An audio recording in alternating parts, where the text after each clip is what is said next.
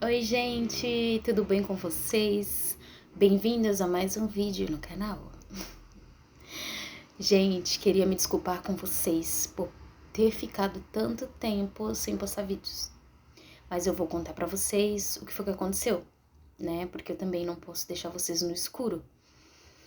Bom, como vocês sabem, todo paciente oncológico, ele tem diversas complicações ao longo do tratamento e comigo não foi diferente.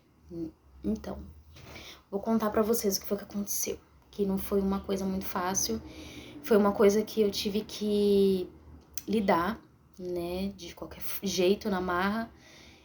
E foi um período bem difícil, por isso que eu tive que dar uma sumida, né? Eu não sumi porque eu quis, né?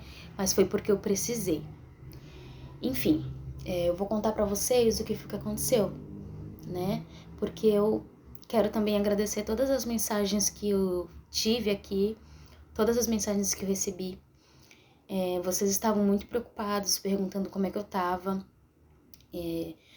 se eu tava bem, o que tinha acontecido, por que eu tinha sumido, e eu vou esclarecer todas as dúvidas de vocês. O que aconteceu? Vocês lembram que eu fui diagnosticada com linfoma de Hodgkin, esclerose nodular, há cerca de 2 anos, mais ou menos, né? Vai fazer 2 anos agora, em maio, dia 6. E hoje é dia 2, vai fazer 2 anos, essa semana que vem. E o que acontece? Eu fui diagnosticada e começou a minha série de tratamento.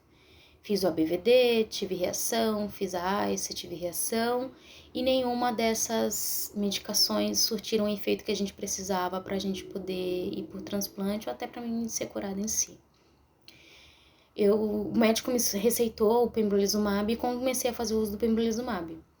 Eu fiz 4 sessões de pembrolizumab, né? E fiz o PET. Tava tudo certo para mim ir pro transplante. Nesse período do ano passado, vai fazer 1 ano.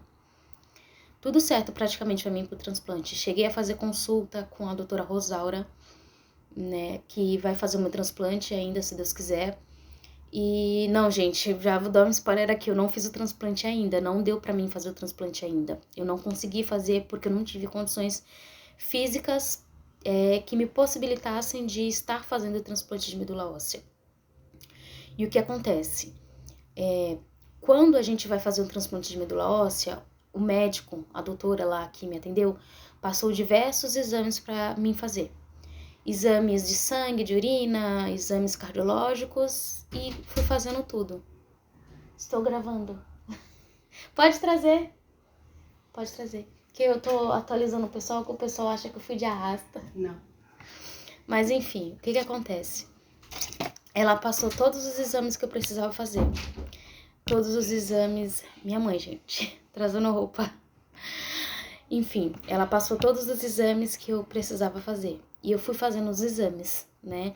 Fiz o exame de urina, fiz o exame de sangue. E o último que eu tinha pra fazer, se eu não me engano, era o exame do ecocardiograma. Minha família sempre teve problemas cardíacos. Mas eu, particularmente, nunca tive nada. Eu nunca tive...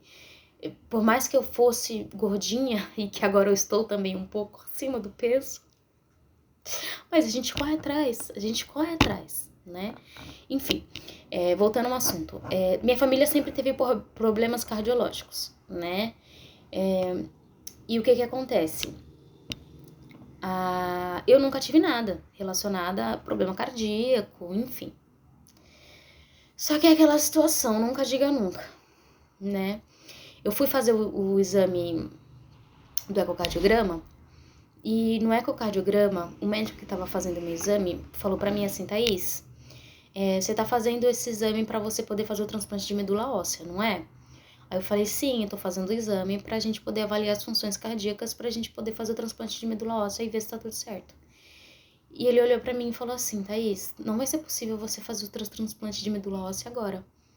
E eu perguntei por quê? Aí ele falou assim que eu estava com uma condição chamada endocardite, que eu precisava tratar, e que só depois de tratar essa situação que eu poderia fazer o transplante de medula óssea. Isso foi em junho, mais ou menos em junho do ano passado, né? Vai fazer um ano. Dia 28, eu tive fiz esse exame com esse médico. Dia 29, na urgência, eu já passei com o meu médico hematologista e ele me encaminhou para internação para que eu pudesse começar a fazer o tratamento.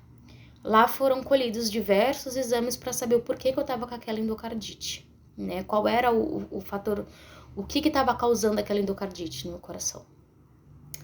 E foi constatado que eu tive uma endocardite por conta de uma infecção fúngica, né? E foi pro Portocate.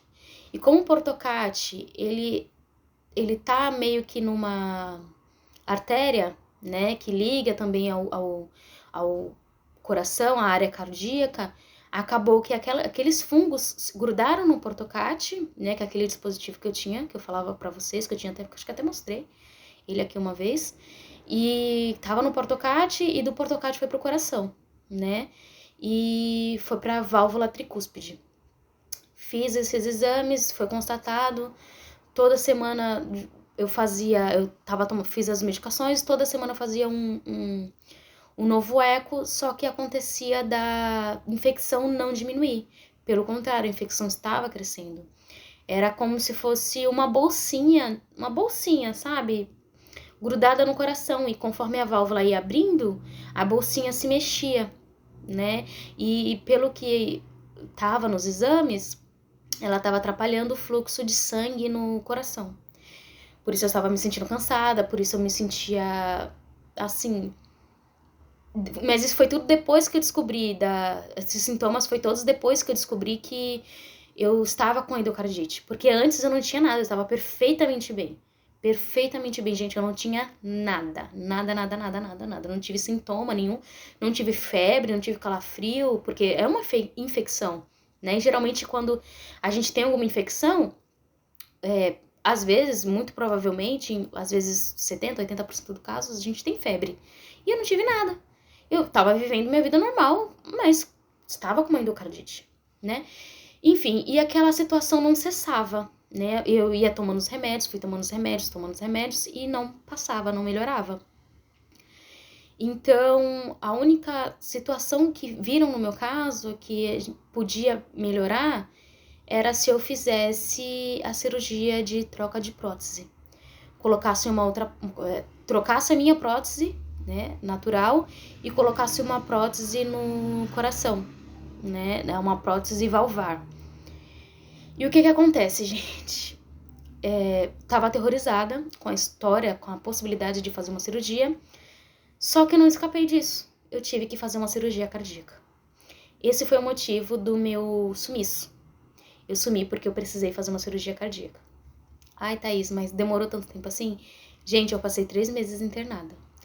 3 meses internada, o que eu digo tentando fazer... não, foi tipo assim, foi o tempo tomando remédio, o tempo da recuperação da cirurgia, e depois que eu fiz a cirurgia, que eu já estava mais ou menos recuperada, né, que eu estava me recuperando ainda, né, que no caso foram mais de 3 meses de recuperação, meus linfonodos voltaram a crescer, porque eu estava sem tratamento, eu tive que interromper meu tratamento do pembrolizumab, tive que interromper a minha imunoterapia, então os linfomas voltaram a toda ativa, voltaram muito rápido, entendem? Porque eu estava sem fazer tratamento, eu estava sem fazer tratamento nenhum. Então aconteceu de eu ter que ficar mais tempo no hospital. Eu consegui voltar, eu fui pro...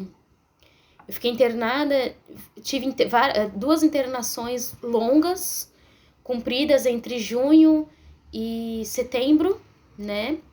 Ainda tive internações em casa, passei, eu acho que até dezembro, se eu não me engano, eu tive a internação em casa. Eu não sei se eu tenho foto do meu pique, eu tive que ficar com pique para poder fazer as medicações em casa, porque depois que eu saí do hospital, eu já tive que ficar um tempo de home care aqui em casa, tomando as medicações. Agora eu tô fazendo medicações antifúngicas, oral, né? E já vai fazer um ano, gente, já vai fazer um ano, porque minha infectologista, ela é muito preocupada, né? Já vai fazer um ano.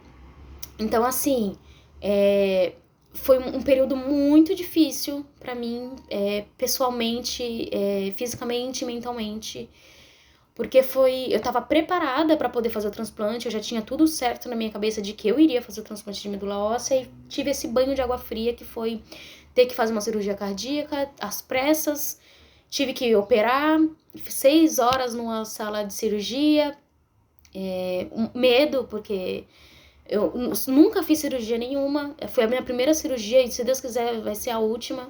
Eu não vou mostrar a cicatriz, vou mostrar só um pedacinho, mas ficou horrível.